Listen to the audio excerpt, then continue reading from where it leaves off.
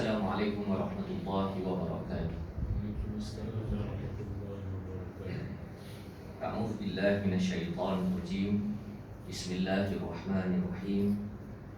Alhamdulillahi rabbil alamin.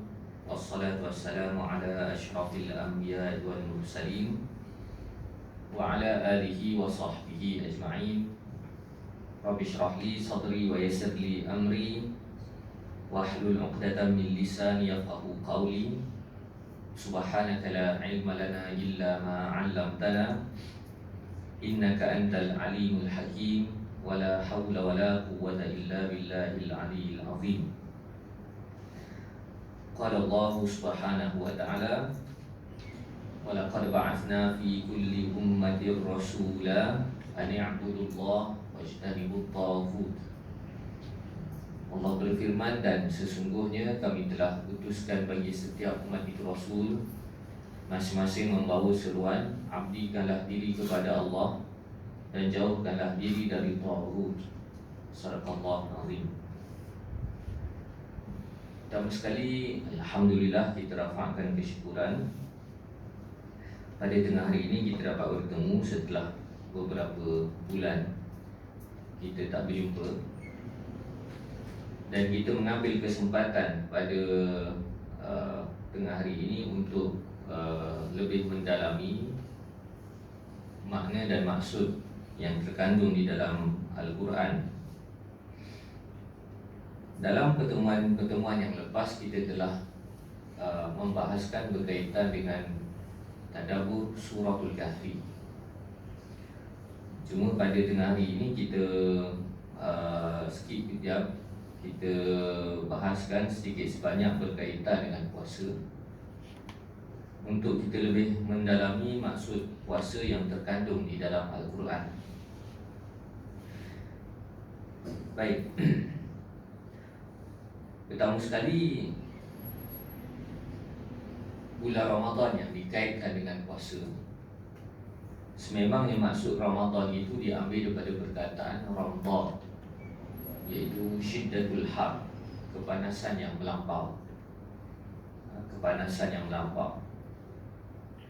Menurut Al-Farra, iaitu ilmuwan bahasa Arab, beliau menjelaskan bahawasanya perkataan Ramadan merujuk kepada keadaan yang cukup panas sedang dialami oleh orang yang sedang berpuasa. Jadi secara bahasanya Ramadan itu memang maksudnya panas, dan konteksnya merujuk kepada orang yang sedang berpuasa kemudian dia rasa panas. Syiddatil atash, dengan rasa yang cukup dahaga menyebabkan dia panas. Bila kita sebutkan istilah Ramadan itu berkaitan dengan situasi yang dialami oleh orang yang sedang berpuasa, mungkin kita tertanya-tanya, bagaimana perkataan Ramadan itu boleh terbentuk sedangkan masyarakat Arab Quraisy telah menggunakan istilah Ramadan itu sebelum diutuskan Nabi Muhammad SAW. Bermaksud kita perlu faham bahawasanya nama-nama bulan di dalam kalender Islam ini, sebenarnya nama-nama bulan itu bukanlah diperkenalkan oleh ketamadunan Islam. Sebaliknya, nama-nama bulan itu telah pun digunakan oleh masyarakat Arab sejak daripada era jahiliyah mereka. Bermaksud bulan Muharram, bulan Safar, sehinggalah bulan Zulhijjah. Bulan-bulan itu telah pun digunakan oleh masyarakat Arab Quraisy. Yang dikaitkan dengan kalender Islam itu adalah apabila Sayyidina Umar Al-Khattab radhiyallahu anhu di zaman pemerintahannya, dia yang memilih bulan mana yang diletakkan sebagai bulan pertama, dan dia yang memilih tahun tahun kalender hijrah itu bermula daripada perkiraan tahun bila. Kerana masyarakat Arab Quraisy, mereka hanya ada perkiraan bulan, tetapi mereka tidak ada perkiraan tahun. Ini disebabkan mereka tidak memerlukan perkiraan tahun kerana ketika itu mereka masih lagi dalam situasi masyarakat primitif. Jadi disebabkan itu masyarakat Arab Quraisy mereka mengira tahun berdasarkan peristiwa-peristiwa besar. Sebagai contoh itu yang dikenali sebagai tahun gajah. Tahun gajah kerana berkaitan dengan peristiwa serangan bergajah. Jadi kita perlu faham nama-nama bulan ni memang sejak daripada masyarakat Arab terdahulu dah guna pakai nama-nama bulan. Dan ternyata bila kita fahami mereka telah mengguna pakai istilah Ramadan, bermaksud mereka telah awal-awal didedahkan dengan ibadat puasa. Kerana Ramadan ini maksudnya panas, iaitu merujuk kepada orang yang sedang berpuasa kemudian rasa panas. Jadi di sinilah kita perlu memahami sejarah masyarakat Arab.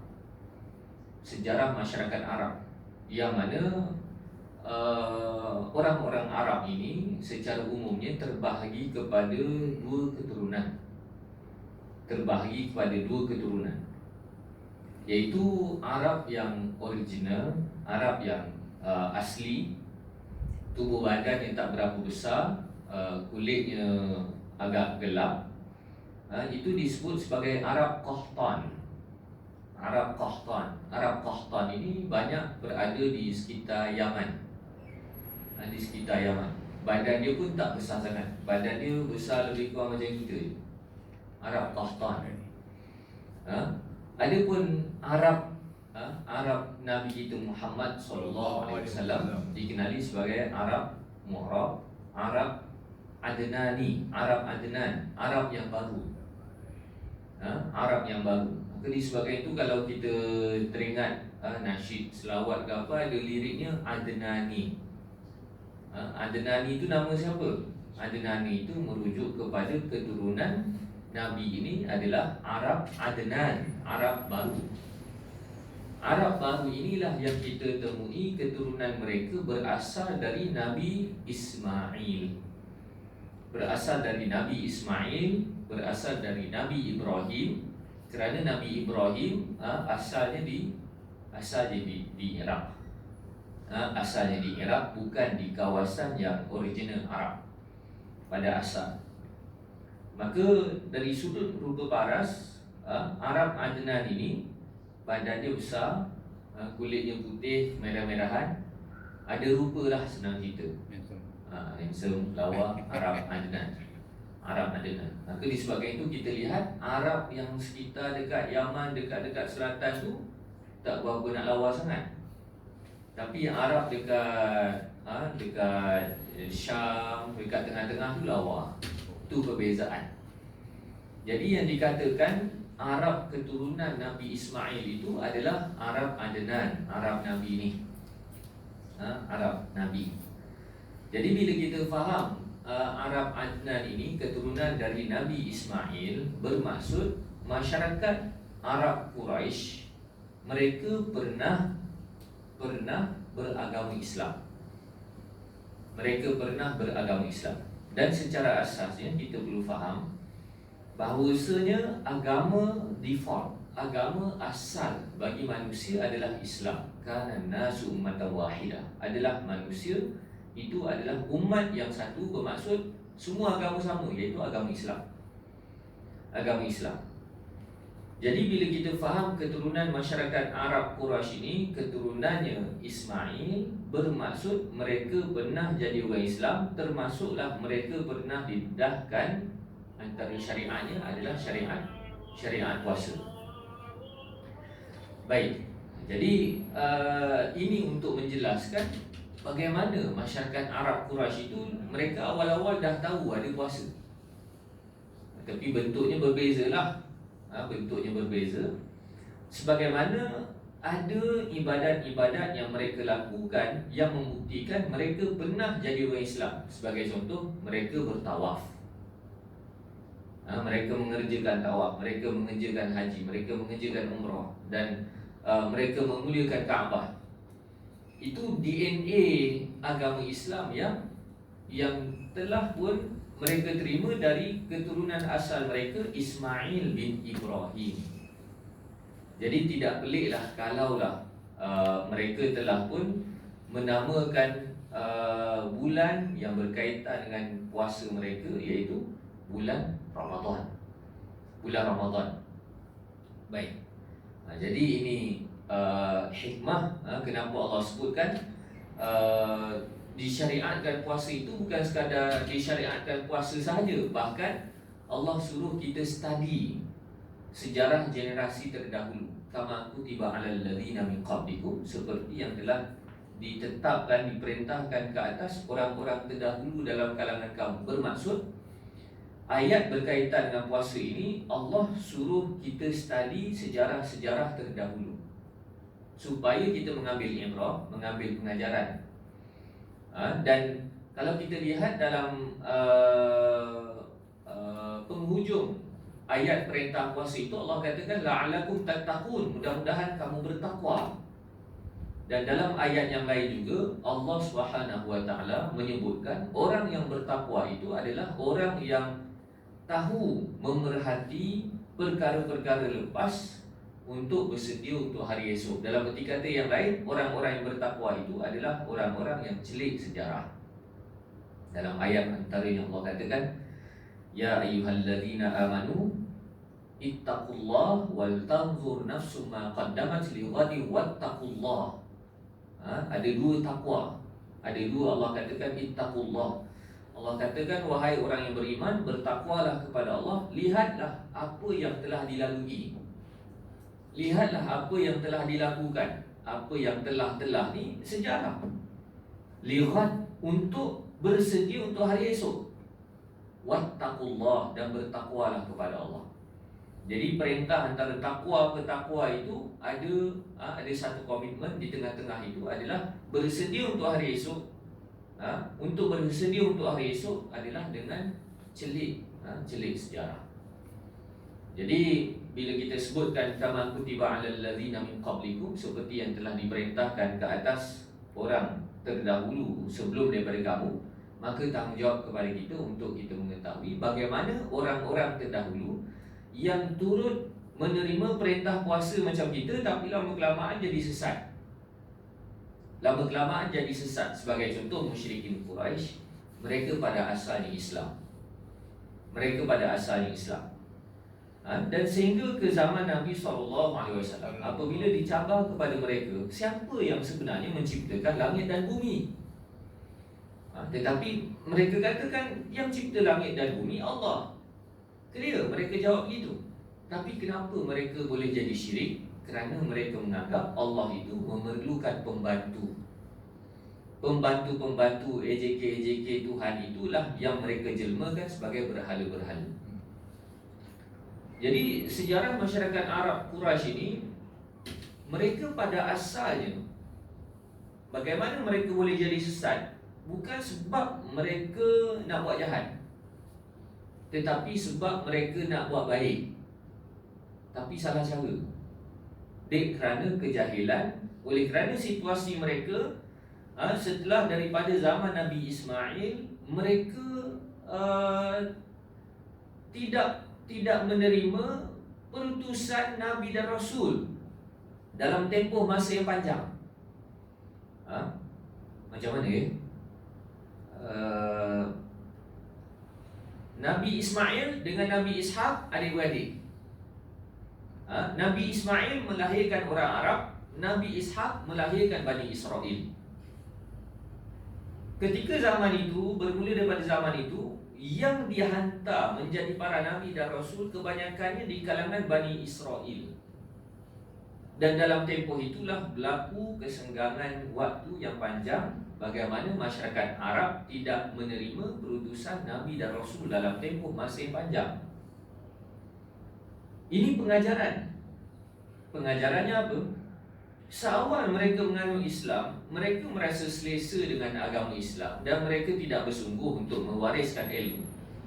Apabila Allah tak hantar Nabi dan Rasul dalam kalangan mereka, maka mereka hilang pedoman. Lama-kelamaan mereka jadi sesat. Kita perlu faham bahawasanya untuk taat dengan agama tidak cukup semata-mata kita ada hasrat untuk buat baik. Kalau kita ada hasrat nak buat baik tapi dalam keadaan kita jahil, maka kita mengulangi sejarah generasi terdahulu yang akhir sekali jadi sesat, antaranya musyrikin Quraisy. Dalam kitab Ar-Rahiqul Makhtum, Syekh Mubarak Furi dia ceritakan bagaimana orang-orang Arab Quraisy seawal-awal dahulu mereka memang ada kecenderungan nak buat baik.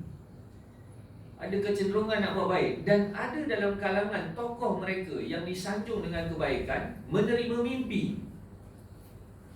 Menerima mimpi bahawasanya di kawasan mereka ada peninggalan kaum Nabi Nuh, iaitu berhala-berhala kaum Nabi Nuh.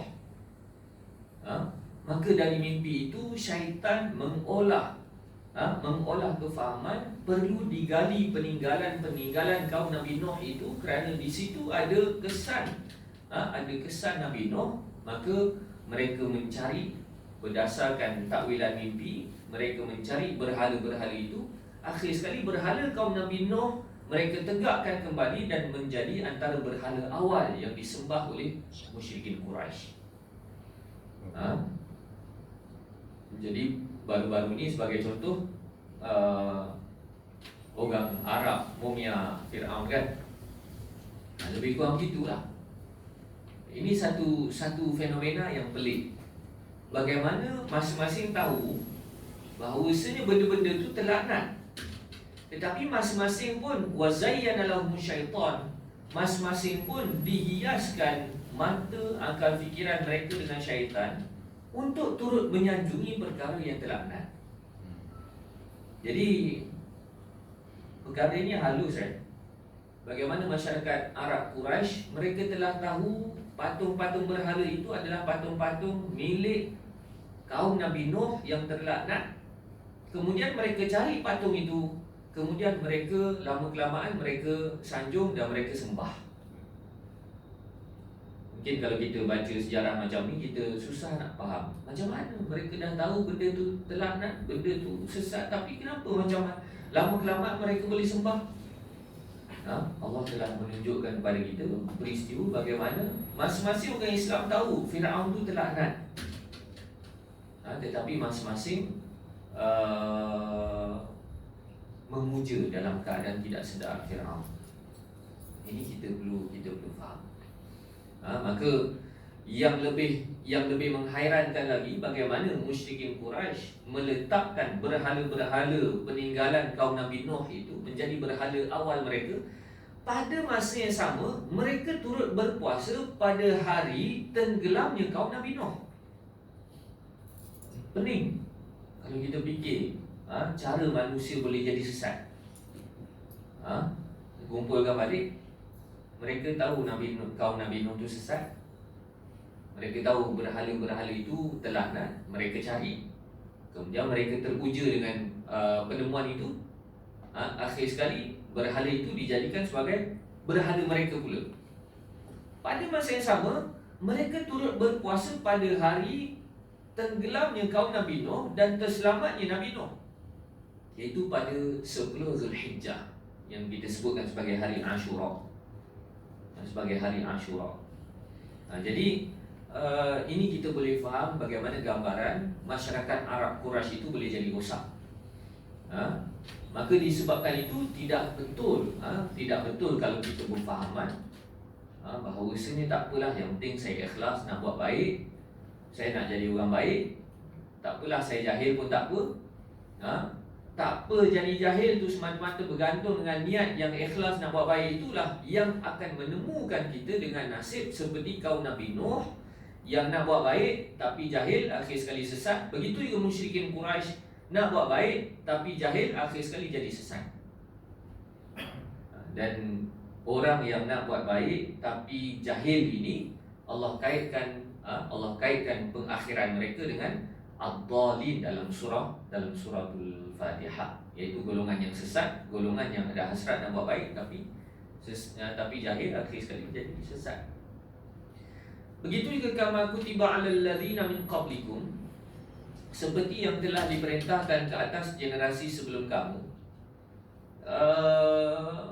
Bani Israel. Bani Israel turut diperintahkan untuk berpuasa. Kerana dalam konteks Al-Quran, kisah-kisah Bani Israel ini merujuk kepada orang-orang Islam zaman dahulu, orang-orang Islam di bawah kepimpinan para Nabi dan Rasul alaihissalatu wassalam yang terdahulu. Jadi konteksnya bila sebut Bani Israel, itu sebagai perbandingan sikap orang Islam hari ini. Jadi bulan puasa ni masing-masing tadarus kan, bila tadarus mesti jumpa ya Bani Israel, ya Bani Israel. Terutamanya kalau kita masih stay dalam surah Al-Baqarah, banyak ya Bani Israel. Bani Israel itu orang Islam. Tetapi apabila orang-orang Islam dalam kalangan Bani Israel mengutamakan nafsu mereka dalam beragama, akhir sekali berlakulah kesesatan demi kesesatan. Lama-kelamaan kesesatan mereka menghasilkan satu agama, namanya agama Yahudi. Jadi asalnya Islam. Asalnya Islam. Maka disebabkan itu puak-puak Bani Israel di zaman Nabi SAW, mereka berpuasa pada 10 Muharram juga. Musyrikin Quraisy tadi dia puasa 10 Muharram, iaitu tahun hari tenggelamnya kaum Nabi Nuh. Begitu juga Bani Israel, mereka berpuasa pada 10 Muharram juga, hari Ashura. Waktu bila? Apabila ditanya kepada mereka, kami berpuasa untuk meraihkan kejayaan Nabi Musa dalam peristiwa tenggelamnya Fir'aun, 10 Muharram. Bermaksud mereka meraihkan Nabi Musa. Nabi Musa tu Muslim, mukmin, bukan Yahudi. Bukan Yahudi. Jadi sejarah-sejarah agama seperti inilah yang perlu kita faham. Bagaimana agama-agama lain boleh claim kononnya mereka ikut Moses, mereka ikut Jesus, sedangkan Nabi Isa itu Islam, Nabi Musa itu Islam.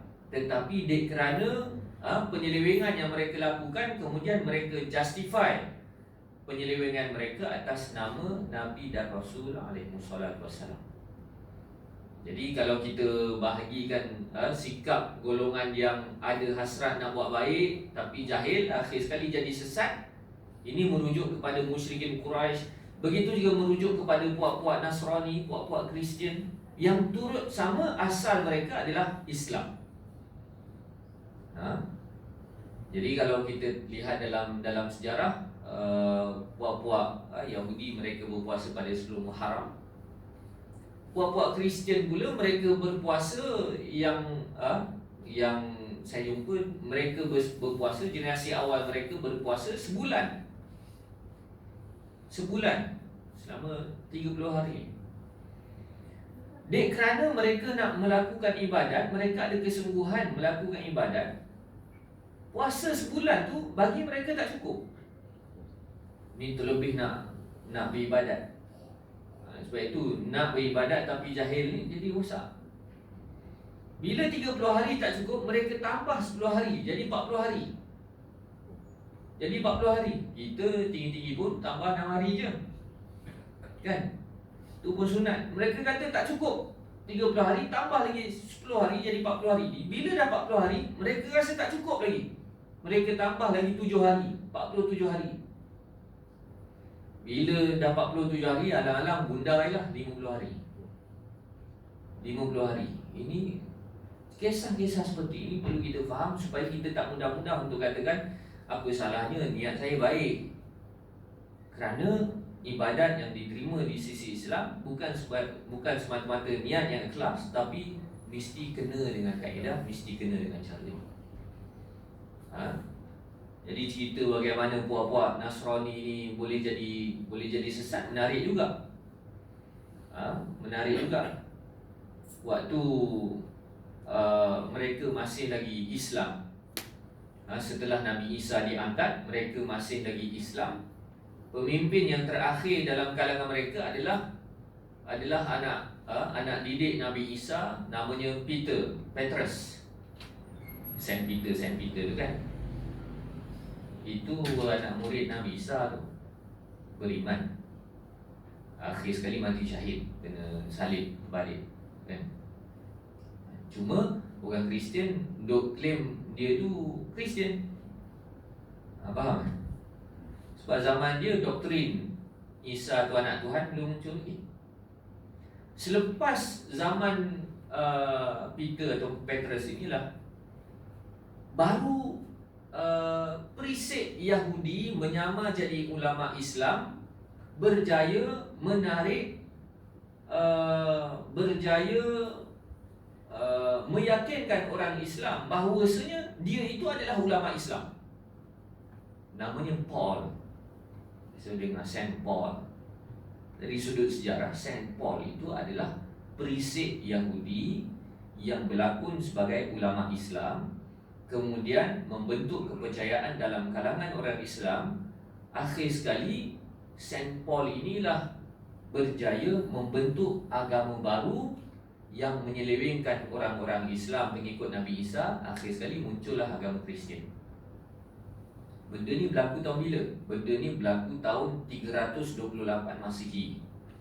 Maksudnya bila? Maksudnya 200 berapa? 298 tahun selepas Nabi Isa diangkat. Jadi cerita bagaimana mereka disesatkan ini agak menarik juga. Pada awalnya mereka menyaksikan Paul ini lawan Islam, sabotaj dakwah. Tetapi bila orang-orang Islam ketika itu tak termakan dengan usaha Paul ini, tiba-tiba Paul pengsan dan dikatakan gila. Gila. Selepas dia sembuh, tiba-tiba dia mengaku, aku dah masuk Islam. Aku dah masuk Islam. Bila ditanya kenapa sebelum ni gila-gila lawan Islam, tiba-tiba jadi tak betul. Bila elok balik, terus mengaku jadi orang Islam. Dia kata, waktu aku tak betul tu bukan aku gila ke apa, tapi aku berhalusinasi bertemu dengan Isa. Dia tak sempat dengan zaman Nabi Isa, dia tak sempat. Tapi aku bertemu dengan Nabi Isa. Nabi Isa yang ajar aku berkenaan ajaran Islam. Selama ni aku dengar hujah-hujah orang bahasa Islam, aku tak terima. Tapi bila dengar Nabi Isa punya hujah, aku terima. Sebab tu aku masuk Islam. Orang pun terkagum dengan hujah berbentuk mimpi tadi. Sebab itu antara ciri ajaran sesat, dia banyak bergantung dengan mimpi. Kita orang Islam ni memahami mimpi bukan dalil. Mimpi bukan dalil. Itu kalau kita mimpi, bolehlah mimpi itu boleh jadi hint, boleh jadi petanda, tapi nak dijadikan sebagai dalil tak boleh. Bila orang kagum macam kita lah kan, selama ni jahat, tiba-tiba isytihar insaf bertaubat, mesti orang kagumnya kan. Terus bagi suruh bagi tazkirah kan. Itu keadaan Paul. Jadi bila dia dah mengisytiharkan Islam, dia mula memperkenalkan ritual-ritual yang pelik, ajaran-ajaran yang pelik. Apabila orang bertanya, wahai Paul, ketika itu Paul telah diangkat sebagai tokoh agama dalam kalangan orang Islam. Dalam bahasa kita ini, Paul dah diangkat sebagai ulama yang berkaliber waktu itu. Aku akan tanya pada Paul, kenapa bawa ajaran begini? Nabi Isa tak pernah ajar kami begini. Dalam Injil tak pernah ajar kami begini. Maka apa yang Paul kata, memang Nabi Isa tak pernah ajar kamu, tapi Nabi Isa ajar aku. Bila masa Nabi Isa ajar, sedangkan kau tak pernah jumpa dengan Nabi Isa. Aku baru jumpa Nabi Isa semalam. Aku berjumpa dengan Isa dalam mimpi. Nabi Isa yang ajar aku sekian. Orang pun wow. Orang pun wow, dia mimpi Nabi Isa lah. Maka berlakulah penyelewengan tanpa orang mempertikaikan. Sebab bila orang pertikaikan waktu itu, kau jangan cakap banyak-banyak, Paul ni jumpa Nabi Isa lah. Jumpa Nabi Isa. Kita ngaji macam-macam pun tak jumpa Nabi Isa. Dia jumpa Nabi Isa. Jadi dia mendapat ajaran dan mandat daripada Nabi Isa. Dan sedikit demi sedikit ajaran Islam yang dibawa oleh Nabi Isa itu terseleweng. Dan daripada penyelewengan itulah akhir sekali membentuk agama baru, agama Kristian. Ini cerita bagaimana cerita orang yang beragama kemudian ditipu kerana kejahilan. Maka disebabkan itu ulama merumuskan agama Kristian ini adalah agama yang direka oleh puak-puak Yahudi. Jadi kalau zaman dulu Yahudi boleh buat begitu, apatah lagi zaman sekarang. Baik, itu secara sejarah supaya kita mengambil pengajaran bagaimana orang-orang terdahulu jadi sesat. Kemudian dalam ayat puasa Allah Subhanahu wa taala menggunakan kalimah siyam. Kutiba alaikumus siyam, diwajibkan ke atas kamu berpuasa.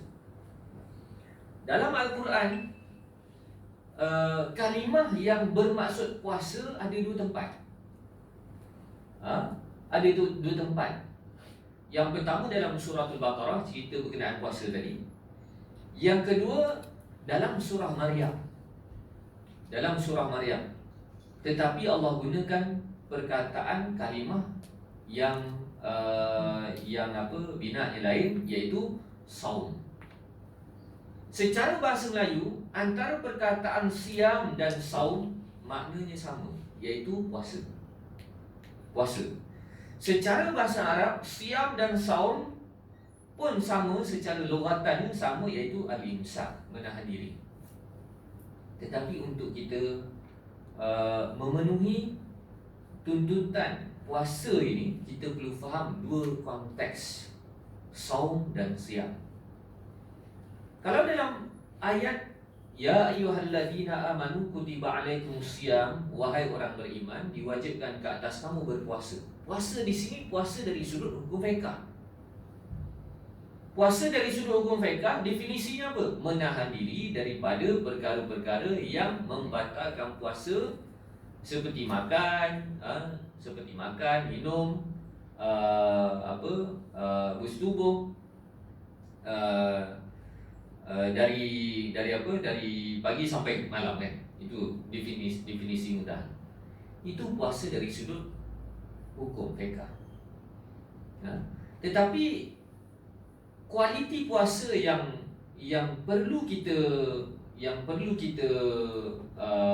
usahakan setiap kali bulan Ramadan, kita boleh faham dalam ayat surah Maryam. Ketika Siti Maryam difitnah dengan fitnah yang cukup dahsyat, emosinya terganggu, dia diprovok untuk menunjukkan reaksi yang emosional. Mana taknya seorang gadis yang tak pernah berkenalan dengan lelaki tiba-tiba mengandung, kemudian orang pun tuduh dia berzina. Dalam keadaan itu dia nak bela diri pun tak boleh, sebab kalau dia tak mengaku pun orang takkan percaya. Dan kalau kita bandingkan kita hidup zaman itu, kita pun akan turut serta fitnah Siti Maryam juga. Jangan menipulah dah mengandung tu, mana dapat. Sebab tu syukur kita lahir-lahir dari Islam. Tak payah duk berangan dah. Kan bagus kalau aku hidup zaman Nabi Isa, kan. Kalau aku hidup zaman Nabi Muhammad, susah. Sebab generasi orang yang hidup zaman adanya Nabi, adanya Rasul, iman mereka betul-betul teruji. Cuma iman kita teruji dari sudut lain pula, berdepan dengan fenomena kedajalan, kan. Sebab kita umat akhir zaman. Baik. Jadi bila ditekan, bila diprovok macam tu, Allah memerintahkan Siti Maryam untuk berpuasa. Dan konsep puasa Siti Maryam inilah yang memahamkan kepada kita kenapa Nabi SAW banyak menyuruh kita supaya menjaga akhlak waktu puasa. Sedangkan kalau kita tak berakhlak waktu puasa, puasa kita tetap sah. Tetap sah. Jadi bila Siti Maryam dibuli, dibuat macam-macam, dituduh macam-macam, lantas Allah memerintahkan Siti Maryam. Ada pandangan yang mengatakan Allah mengilhamkan Siti Maryam, ada yang mengatakan Jibril yang bagi tahu Siti Maryam, ada yang mengatakan Nabi Isa yang waktu itu bayi yang cakap dengan Siti Maryam. Apa perintahnya? Wahai Maryam, cakap kepada masyarakat, kepada orang ramai yang provok kamu, yang kacau kamu, yang cari gaduh dengan kamu, inni nazartu lirrahmani sawma. Aku telah berjanji dengan Tuhan yang Maha Penyayang, aku berpuasa. Sawma, berpuasa. Falan ukallimal yauma insiya. Aku takkan cakap, aku takkan respon pada manusia pun bermula daripada hari ini. Jadi maksudnya puasa Siti Maryam itu konteksnya apa? Bukan tak makan tak minum, tapi puasa dari sudut akhlak, puasa dari sudut emosi, puasa dari sudut jiwa. Jadi waktu itu Siti Maryam bukannya tak makan tak minum, tetapi tetap menggunakan perkataan saum, puasa. Puasa maksudnya apa? Kalau orang provok aku cek gaduh pun, aku tak layan. Kalau orang tekan aku pun, jiwa aku tak terkesan. Kalau orang kacau aku pun, emosi aku mesti distabilkan. Itu puasa. Itu puasa. Maka konsep puasa seperti itulah yang memahamkan kepada kita hadis-hadis Nabi SAW. Antaranya Nabi katakan, berapa ramai orang yang berpuasa, dia tak dapat apa-apa, melainkan dia dapat lapar. Maksudnya apa? Dia puasa hanya secara fiqh saja, tak makan, tak minum. Tetapi dia tidak puasa dari sudut maqasidus shaum itu. Matlamat puasa membentuk kematangan, membentuk kestabilan emosi, memperkayakan nilai akhlak. Perkara itu tidak ada. Jadi secara puasa hukum fiqhnya sah, tapi secara tujuan berpuasa la'allakum tattaqun dia tak dapat. Begitu juga dalam hadis Nabi SAW, Nabi katakan, apabila orang provok kamu, cari gaduh dengan kamu, ataupun orang mencaci kamu, jawablah inni shaim, aku sedang berpuasa. Padahal kalau kita nak waktu berpuasa, kalau kita nak bergaduh dengan orang ke, nak maki hamun orang ke, nak mencarut ke, batal ke tak batal puasa kita? Tak batal. Tak batal. Tetapi puasa yang dimaksudkan di dalam Al-Quran bukan semata-mata dengan maksud siam, hukum fiqh itu, tetapi saum dari sudut dalaman. Dari sudut dalaman. Jadi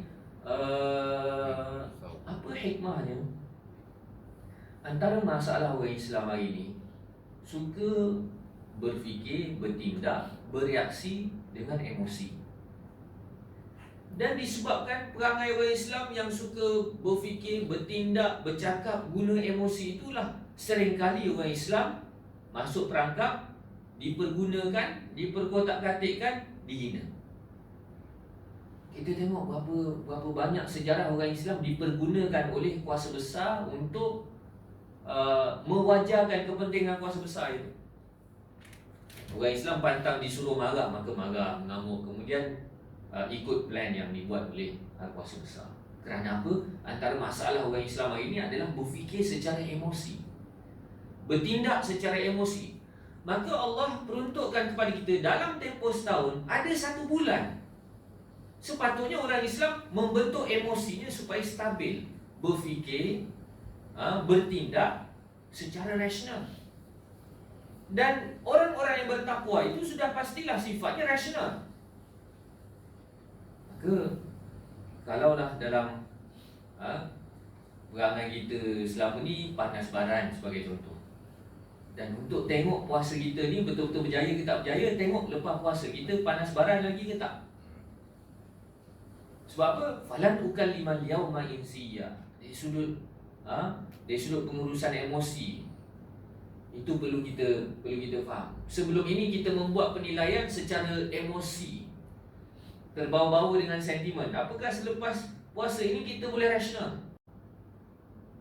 Kan waktu puasa dia kita diprovok dengan perasaan lapar. Bila lapar, letih. Bila letih, marah. Tiba-tiba dalam keadaan situasi itu kita disuruh jangan marah. Kan itu satu pendidikan untuk merasionalkan kita. Jangan marah. Orang cari gaduh pun jangan layan. Berhemat dalam kehidupan. Maka itulah yang dimaksudkan secara menyeluruh, antaranya la'allakum tattaqun. Mudah-mudahan kamu bertakwa. Jadi tidak dinafikan kita yang duduk bandar ni memang tekanan emosi kita lebih daripada orang duduk kampung. Itu kalau tengok, kalau kita pergi dekat negeri-negeri utara ke kan, pantai timur, negeri-negeri kampung kan, kita tengok orang bawa kereta macam tak ada masalah je kan. Slow gila kan.